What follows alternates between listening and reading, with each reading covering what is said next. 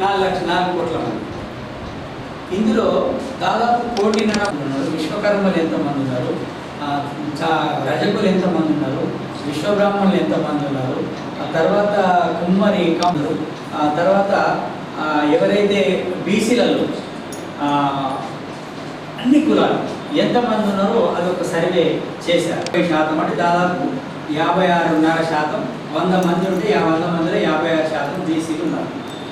దీంట్లో విద్య, ఉద్యోగం, రాజకీయ రంగంలో దేశంలో రాజకీయాల్లో మనకు రిజర్వేషన్ చేసినా, బీజేపీ చేసినా, బీఆర్ఎస్ చేసినా మనకు అభ్యంతరం లేదు. బీసీలకి మంచి చేయాలి. మీరు ఇళ్ళకి 10% ముస్లింలను తీసేయాలి. ఇప్పుడు వాస్తవానికి గవర్నమెంట్ ఇచ్చిన దాంట్లో ముస్లింలను లేదు. ముస్లింలకు మంచి ఏరియాలలో మంచి మార్కెట్ ఉన్న ఏరియా. ఇప్పుడు హైదరాబాద్ నుంచి అక్కడ హైదరాబాద్ రూట్ ఇట్లా అనుకుంటే అక్కడ దాకా ఎక్కడ కూడా మన బీసీలై, ఎస్సీలై, ఎస్టీలై.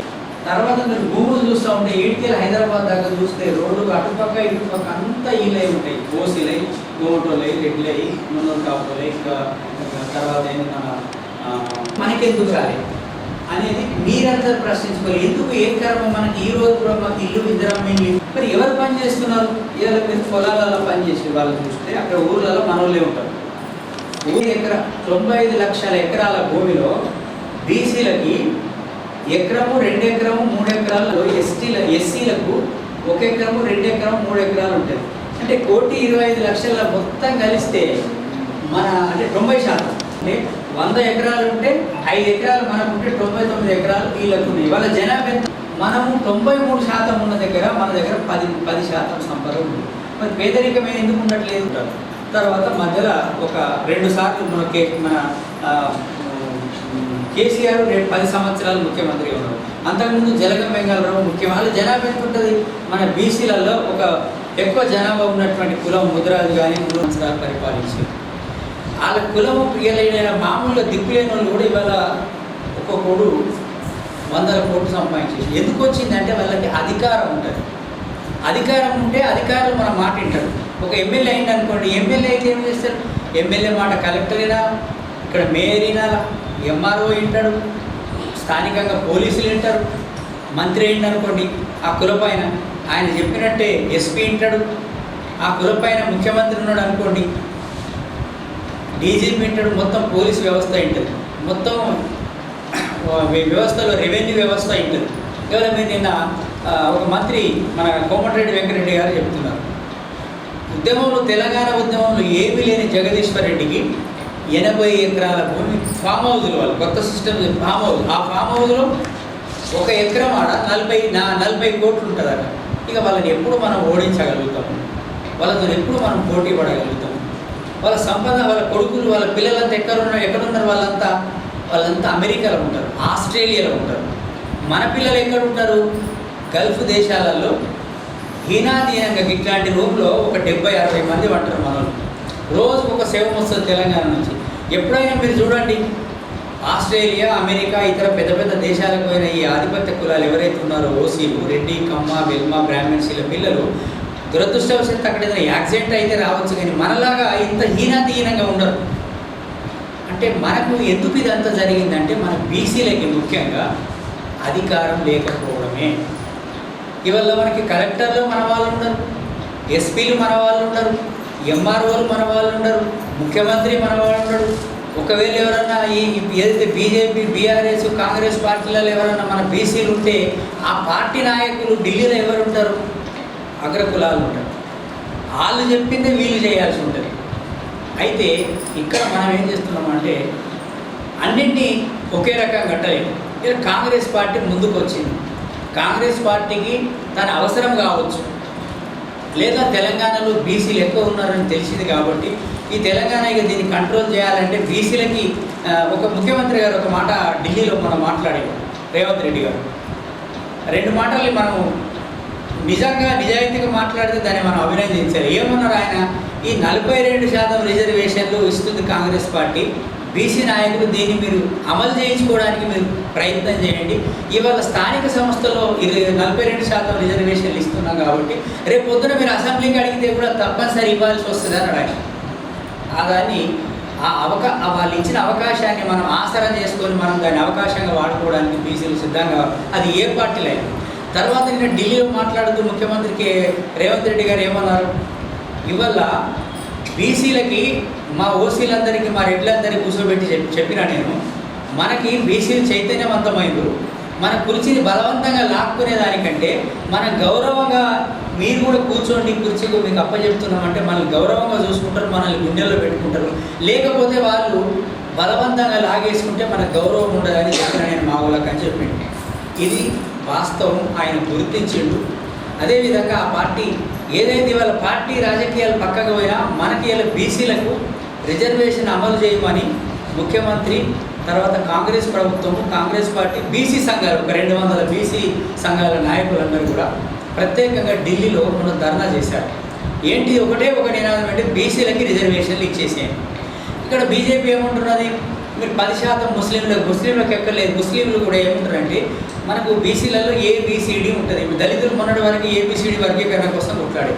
ఇక్కడ మనకి ఏబిసిడి ఎందుకు ఉన్నది, ఎస్సీలల్లో ఇప్పుడు మాల, మాదిగా, తర్వాత దాని కింద ఉన్నటువంటి సబ్ క్యాస్ట్లకి రిజర్వేషన్ సమానంగా అందట్లేదు కాబట్టి వాళ్ళు వర్గీకరణ కోసం 30 ఏళ్ళు కొట్లాడితే మొన్న సుప్రీంకోర్టు తీర్పునిస్తే మొన్న ఇక్కడ తెలంగాణ ప్రభుత్వం చేసింది.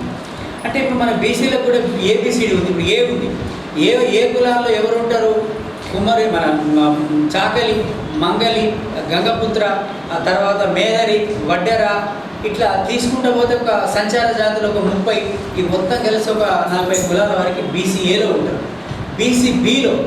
బీసీబీలో పద్మశాలి, విశ్వకర్మ, ఇట్లా కొన్ని కులాలన్నీ ఉంటాయి. బీసీడీలో మున్నూరు కాపు, తర్వాత మన ముద్రాజు, ఇట్లా కొన్ని కులాలు, ఆరికట్క, ఇట్లాంటి కులాలన్నీ కూడా కొన్ని బీసీడీలో ఉంటాయి. ఈ కులాలన్నింటినీ మనం చూసినప్పుడు ఇలా వాటా ఎంత తెలుగు అన్నప్పుడు ఈ వర్గీకరణ ఎట్లయితే ఉందో ఇవాళ ఈ ప్రభుత్వం కూడా కులాల జనాభా దామాష ప్రకారము ఈ 42% కూడా వర్గీకరించి ఏ కుల జనాభా ఎంతుందో ఆ కులానికి అంత రిజర్వేషన్లని వాటా పంపిణీ చేయడానికి జస్టిస్ మాజీ ప్రధాన న్యాయమూర్తి అయినటువంటి సుదర్శన్ రెడ్డి గారిని కమిషన్ చైర్మన్గా పెట్టారు. దీన్ని మనం సాధించుకోవడానికి ఈ సమయం సందర్భంగా మన బీసీలందరము ఒకటి కావాలి. బీసీలందరూ చాలామంది అంటున్నారు ఏంటంటే ఒక బీసీ అయితే ఏంది, బీసీ ముఖ్యమంత్రి అయితే సమస్య పరిష్కారం అవుతుందా, బీసీలకి ఒక ముఖ్యమంత్రి అయితే బీసీల సమస్య పరిష్కారం కాదు. కానీ బీసీలలో ఇవాళ 42%, ఇవాళ మన నిజామాబాద్లో 60 కార్పొరేటర్లు ఉంటారు. మరి 60% వస్తే 60% వచ్చేస్తారు కదా బీసీలు అయితే ఒకటే కులం వాళ్ళు కారు కదా. ఇప్పుడు మనం 140 బీసీ కులాలలో ఒక కులంగా ఇవ్వదు కదా ఏ పార్టీ ఇచ్చిన టికెట్. అప్పుడు ఇలా 42% మనకు వస్తే ఒక 25 నుంచి 26 సీట్లు వస్తే వీళ్ళందరికీ వస్తాయి. గౌన్లకు ఇవ్వాల్సి వస్తుంది, మున్నూరు కాపులకు ఇస్తారు, పద్మశాలిలకు ఇస్తారు. ఇక్కడ ఎక్కడ చూసినా పిఓపి చూసినా, హార్డ్వేర్ కంపెనీలు చూసినా, సాఫ్ట్వేర్ కంపెనీలు చూసినా గుజరాత్కి దిగువది. ఇవన్నీ ఎక్కడికి వస్తుంది. పొద్దున నుంచి బీజేపీ వాళ్ళు చైనా వ్యతిరేకంగా మాట్లాడతారు కానీ మొత్తం చైనా సామాన్లన్నీ గుజరాత్ ద్వారా భారతదేశంలో మొత్తం చైనా మన సంపద అంతా పైసలన్నీ అటు చైనా పోతున్నాయి. మనకేంటంటే మనకి ఎవరిని ఏది మాట్లాడాలో అర్థం కాక, ఎందుకంటే మనకు జ్ఞానం లేదు కాబట్టి. జ్ఞానం అంటే మనకు అధికారంలో లేడు కాబట్టి తీసుకొచ్చుకుంటాడు. ఇట్లా మనకి రిజర్వేషన్ లేవు, మనకి రాజకీయ రంగంలో లేవు. ఎందుకంటే రాజకీయ రంగానికి డాక్టర్ బాబాసాహెబ్ అంబేద్కర్ చెప్తుంటాడు. ఎందుకంటే రాజకీయం అనేది ఒక పొలిటికల్, అంటే రాజకీయ అధికారమే మనకి అన్ని సమస్యలకి పరిష్కారం ఉంటుందని చెప్తాడు. కాబట్టి మనం రాజకీయంగా ఎదగలేనంత మనం అందరం కూడా మనం రాజకీయంగా ఎదగకపోతే, మన ఓట్లు మన వాళ్ళకి వేసుకోకపోతే పోతుంది. ఇవాళ మీరు చూసారు కదా, ఇవాళ రాహుల్ గాంధీ తీసుకొచ్చి పెట్టిండు, దానికి సమాధానం చెప్పాలి. ఒకటే దగ్గర 1,00,000 కోట్లు 1,25,000 ఓట్లు పడేటట్టు మొత్తం ఓట్లు మాకు గమ్మతైంది. మనం కూడా పోటీ చేస్తే అరే మన ఇంటి మీద ఉన్న ఓట్లు మాకే వాళ్ళేది, మా ఇంట్లో మాకే ఒక్క ఓటు వాళ్ళు, ఎటువంటి ఓట్లు ఎట్లా ఓట్లు ట్యాంపరింగ్ అవుతుంది, ఎట్లా పోతున్నాయి అనేది కూడా మీరు మన జస్టిస్ చంద్రకుమార్ ఉన్నాడు, వాళ్ళ ఇంట్లో 10 ఓట్లు ఉన్నాయట. వాళ్ళ ఇంట్లో వాళ్ళ కుటుంబం, వాళ్ళ సభ్యులు, వాళ్ళ ఇంట్లో కిరాయిలు అయ్యి మొత్తం కలిసి వాళ్ళ ఇంట్లో ఒకటే ఓటు పడ్డది ఆయనకి. పోయి వాళ్ళ కిరాయిలు వేయకపోయి వాళ్ళ ఇంట్లో వాళ్ళ భార్య అన్నీ వేస్తుంది కదా, వాళ్ళ కొడుకు కోడలు వేస్తారు కదా, ఒకటే ఓటు పడ్డది వాళ్ళకి. అంటే ఏం జరుగుతుంది ఇప్పుడు వేరేవాడు తప్పు చేసిండని కాదు, కానీ ఇలా తప్పు మరి ఈ సాఫ్ట్వేర్లో పొరపాటు జరుగుతుందేమో కదా, మరి దాన్ని మార్చాలి కదా గవర్నమెంట్. ఇవాళ మనోడికి ఏంటంటే అన్నీ ఏది నిన్నటి నుంచి నేను చూస్తున్నాను, మన గంగశంకర్ గారి మనోడు దాని నుంచి SBI పేరు మీద యాప్ ఓపెన్ చేయండి, యాప్ అని దానికి మెసేజ్ పెట్టెక్కింది, ఇది ఓపెన్ చేయకండి ఇది ప్రమాదం ఉంది అని చెప్తే అది ఆటోమేటిక్ వస్తుంది. అట్లా జరుగుతుంది ఏమంటే ఇన్ని మోసాలు జరుగుతున్నాయి కాబట్టి మనము ఇందులో నష్టపోయేది బీసీలో ఎక్కువ నష్టపోతాం. ఎస్సీలలో బాగా అణిచివేత ఉంది, అన్యాయం ఉంది, వాళ్ళ మీద చాలా ఇంత చేసిన కులపరమ పడతా ఉన్నాయి. కానీ చదువుకున్న సెక్షన్ బాగుంది కాబట్టి అందులో ఫైటర్స్ ఉన్నారు కాబట్టి, ఓసీలలో పవర్లో ఉన్నారు కాబట్టి, ఎస్టీలలో కూడా పవర్ ఉంది కాబట్టి వాళ్ళు కొన్ని సాధించగలుగుతున్నారు. మన బీసీలు మాత్రమే అధికారంలో భాగం లేదు కాబట్టి బీసీలు పెద్ద ఎత్తులో లాస్ అవుతున్నారు కాబట్టి నష్టపోతున్నారు. మన తరాలకి భవిష్యత్ తరాలకి ఎలాంటి మరి ఒక దారి లేనటువంటి పరిస్థితి వచ్చింది కాబట్టి మనం వీళ్ళు ఖచ్చితంగా బీసీలు రిజర్వేషన్ ఇది అమలు చేయించాలి. కాంగ్రెస్ పార్టీ ఎన్నికల్లో హామీ చేసింది, ఇవాళ బీజేపీ వాళ్ళ ప్రధానమంత్రి నేను బీసీ అని చెప్తున్నాడు. మరి ప్రధానమంత్రి బీసీ అయితే మరి బీసీలకి వీళ్ళ అగ్రకులకు 10% రిజర్వేషన్లు ఇచ్చారు. ఇలా వాళ్ళకి సంపద అంతా వాళ్ళ దగ్గర ఉంది. మొత్తం భారతదేశంలో ఎస్సీ ఎస్టీ బీసీ మైనారిటీలకు సంబంధించిన సంపద 10% మన దగ్గర ఉంటే అగ్రకులాల జనాభానే 10 నుంచి 15% ఉంటుంది. 10 నుంచి 15% ఉన్న వాళ్ళ దగ్గర 90% సంపద ఉంటే మరి 90% ఉన్నటువంటి ఈ బీసీ ఎస్సీ ఎస్టీ వాళ్ళ దగ్గర కేవలం 10% ఉంది. అందులోనూ బీసీలు ఇవాళ భారతదేశం నడవడానికి, తెలంగాణ ప్రభుత్వం నడవడానికి 100 రూపాయల సంపాదన గవర్నమెంట్కి వస్తే 60 రూపాయలు మన బీసీల నుంచి వస్తుంది. కానీ బీసీలకు తిరిగి ఖర్చు పెడుతున్నది మాత్రం కేవలం 10 రూపాయలే. అందుకే మనం ఇవాళ మన వాటా అన్ని రంగాల్లో కావాలి, విద్యా రంగంలో, వైద్య రంగంలో, రాజకీయ రంగంలో, మనం అన్ని రంగాల్లో ఈ దేశ సంపదలు మన వాటా మనకు కావాలా బీసీలకు అని చెప్పేసి ఇలా బహుజన లెఫ్ట్ ఫ్రంట్ అన్ని జిల్లాలలో రౌండ్ టేబుల్ సమావేశాలు ఏర్పాటు చేస్తూ ఉంది. ఈ నెల 23 నాడు ఇందిరా పార్క్ దగ్గర కూడా ఈ 42% రిజర్వేషన్లు అమలు చేయడానికి పార్లమెంట్లో చట్టం చేయాలని చెప్పేసి మరి డిమాండ్ చేస్తూ మరి మన బీసీలల్లో ఇది కింది వరకు ఆ కాలేజీలలో మరి యూనివర్సిటీలలో మన బీసీ విద్యార్థులు, యువకులు, మేధావులు మరి మాట్లాడుతున్నారు. కానీ మన వాళ్ళు సాధారణ ప్రజలు కూడా ఇది ఎక్కించాలంటే సాధారణ ప్రజలు మరి తెలంగాణ ఉద్యమం చాలా పోరాటాలు చేశారు చదువుకున్న వాళ్ళు. ఎప్పుడైతే గ్రామీణ ప్రాంతాలకు వచ్చిందో, ఎప్పుడైతే కింద వరకు వచ్చిందో, ఎప్పుడైతే జనాలు సకల జనాలకు వచ్చేసి గ్రామంలో మరి ఎప్పుడైతే వచ్చిందో బతుకమ్మ స్థాయిలో కానీ లేదా పండగ స్థాయిలో కానీ గల్లీలలో కానీ ఎప్పుడైతే బోనాలు తీసిరో అప్పుడే తెలంగాణ సాధ్యమైంది. కాబట్టి బీసీ యొక్క రావాలి అన్నప్పుడు ప్రభుత్వం భయపడుతుంది. ఎందుకంటే దేశవ్యాప్తంగా కులగణన జరుపుతామని చెప్పి మరి ప్రధానమంత్రి గారు అన్నారు. కానీ కులగణన చెయ్యం, మేము కులాలు చేయకూడదు, ఇది మన హిందువులలో చీలికి వస్తున్నారు. మరి వాళ్ళు ఎందుకు ఒప్పుకున్నారు? కులగణన కూడా చేస్తాం, దేశవ్యాప్తంగా ఎవరి కులం ఎంత ఉందో తీస్తామన్నారు. అదే బీజేపీ ప్రభుత్వం ప్రతిపక్షంలో ఉన్నప్పుడు కులగణన చేయాలని ధర్నా చేశారు పార్లమెంట్లో. ఇవాళ మేము చెయ్యము అని చెప్పి సుప్రీంకోర్టులో రిట్ పిటిషన్ వేసారు. అదే ఇవాళ బీసీ ప్రజల యొక్క పోరాటానికి భయపడి ఖచ్చితంగా ఇవాళ కుల గణన జనాభాతో పాటు కులాన్ని కూడా లెక్క పెడతామని చెప్పేసి ఇవాళ ముందుకు వచ్చింది. అది బీసీ ప్రజల పోరాటం. ఇక్కడ కాంగ్రెస్ పార్టీ కూడా బీసీ జనాభా యొక్క మూడ్ని అర్థం చేసుకొని, పోరాట పటిమని అర్థం చేసుకొని 42% రిజర్వేషన్లు ఇస్తామని ముందుకు వచ్చారు. కాబట్టి ఇది మన విజయంగా భావిస్తూ ఇది ఇక్కడ మనకి ఈ ప్రభుత్వం ఇస్తాన్ని నిలబడ్డప్పుడు ఈ ప్రభుత్వాన్ని మరి బలపరిచే విధంగా, ఇది చట్టం అమలు చేసే విధంగా ఈ ప్రభుత్వం మీద ఒత్తిడి చేయాలని చెప్పేసి ఈ సందర్భంగా మీ అందరికీ చెప్తూ ఈ విషయాలన్నీ కూడా మన బీసీలలో మీరు ఇల్లు బిడిలు చేసే దగ్గర, మీరు పని చేసుకునే దగ్గర, మీరు ఆటో నడిపే దగ్గర, ఆటో స్టాండ్ల దగ్గర, ఇతర మన కులాలు మన రజకులైతే అక్కడికి వచ్చే ఇస్త్రీ షాప్కి వచ్చే దగ్గర అక్కడ మాట్లాడాలి. మన వాళ్ళు మరి న్యాయ బ్రాహ్మణులు అయితేనేమో వాళ్ళ షాపుల దగ్గర వాళ్ళు మాట్లాడాలి. ఇట్లా రకరకాల మనం ఏ వృత్తులు చేస్తున్నామో మన బీసీ వృత్తులు, ఆ వృత్తుల దగ్గర మనమే చర్చను ప్రారంభించి ఇది వీటి నుంచి మన వాళ్ళకి నచ్చజెప్పి మనకు రిజర్వేషన్లు ఇవ్వాలి.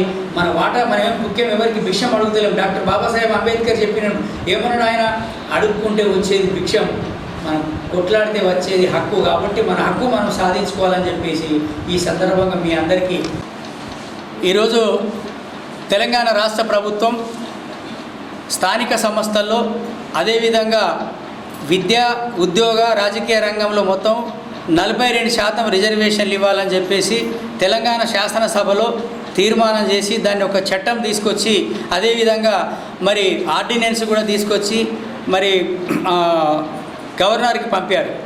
తర్వాత గవర్నర్ గారు ఇక్కడ ఆమోదించకుండా దాన్ని పార్లమెంటుకు లేదా రాష్ట్రపతి గారికి పంపారు. ఇవాళ మనము బీసీని నేనని చెప్తున్నటువంటి గౌరవ ప్రధానమంత్రి గారిని తక్షణమే ఇది రాజ్యాంగంలో 9th షెడ్యూల్లో చేర్చాలని చెప్పేసి బహుజన లెఫ్ట్ ఫ్రంట్ డిమాండ్ చేస్తూ ఉంది, బీసీ సంఘాలు డిమాండ్ చేస్తూ ఉన్నాయి. కాబట్టి ఇవాళ బీసీల సమస్య ఈ దేశంలో అన్ని సమస్యల కంటే ఒక ప్రధానమైనటువంటి సమస్య బీసీల సమస్య. బీసీల సమస్య కంటే ఈ దేశంలో ఇంకా ఏ సమస్య లేదు. కాబట్టి బీసీల సమస్య పరిష్కారం చేయాలని డిమాండ్ చేస్తూ ఇవాళ బహుజన లెఫ్ట్ ఫ్రంట్ రాష్ట్ర వ్యాప్తంగా అన్ని జిల్లాలలో మరి రౌండ్ టేబుల్ సమావేశాలు నిర్వహిస్తూ ఈ నెల 23న హైదరాబాద్లో ఇందిరా పార్క్ దగ్గర ఇది పార్లమెంటులో 42% రిజర్వేషన్లు అమలు చేస్తూ చట్టం తీసుకురావాలా, 9th షెడ్యూల్లో ఇది చేర్చాలని చెప్పేసి ధర్నా నిర్వహించబోతున్నాం. దీనికి అన్ని బీసీ సంఘాల నాయకుల్ని, బీసీ మేధావులని, ప్రొఫెసర్లని కూడా ఇన్వైట్ చేస్తున్నాం. కాబట్టి దీన్ని బీసీ ప్రజలు గ్రామ స్థాయిలో కూడా గ్రామాలలో యువకులు మరి మేధావులు మరి వీళ్ళందరూ కూడా దీనికి మద్దతు తెలియజేయవలసిందిగా ఈ సందర్భంగా మరి విజ్ఞప్తి చేస్తాం. బహుజన్ లెఫ్ట్ ఫ్రంట్ ఆధ్వర్యంలో రౌండ్ టేబుల్ సమావేశము ఏర్పాటు చేయడం జరిగింది. ప్రధానంగా రిజర్వేషన్స్ను అమలుపరచాలన్నటువంటి ఒక కాన్సెప్ట్లో ఈ రౌండ్ టేబుల్ సమావేశం జరుగుతూ ఉంది. ఈ సందర్భంగా బీసీ సంక్షేమ సంఘం జిల్లా గౌరవాధ్యక్షుడిగా మేము ఒకటి డిమాండ్ చేస్తూ ఉన్నాం. ఈనాడు ఏదైతే బీసీ బడుగు బలహీన వర్గాలు ఏదైతే వాళ్ళ ఆకాంక్ష ఉందో 42% పైన రిజర్వేషన్స్ ఇవ్వాలని చెప్పేసి మేము డిమాండ్ చేస్తున్నాం ఈ సందర్భంగా. ఎందుకంటే ఇది ఒక దేశ స్థాయిలో, రాష్ట్ర స్థాయిలో ఇది ఒక ఉద్యమంలాగా ముందు పోబోతూ ఉన్నది. ఈనాడు రాజకీయాలకు అతీతంగా, పార్టీలకు అతీతంగా బీసీ బహుజనులందరూ ఏకం కావాలని చెప్పేసి మేము ఇక్కడ ఈ యొక్క సందర్భంగా పిలుపునిస్తూ ఉన్నాం. బీసీలు రాజకీయంగా ఎదగాలన్నా, విద్యా ఉద్యోగ అవకాశాలలో మన బిడ్డలకు అందరికీ కూడా రిజర్వేషన్స్ ఉంటేనే అవుతుందన్నటువంటి సదుద్దేశంతో ఆ రోజు కలలుగన్నటువంటి డాక్టర్ బిఆర్ అంబేద్కర్ గారి యొక్క రాజ్యాంగ స్ఫూర్తితో ఐక్యంగా ఉద్యమించి ఈ రిజర్వేషన్ని మనం సాధించుకుంటేనే బీసీల యొక్క పేదరికం కానీ, విద్య కానీ, రాజకీయాలలో కానీ మనం ముందు ఉంటామని చెప్పేసి ఈ సందర్భంగా తెలియజేసుకుంటూ జై బీసీ.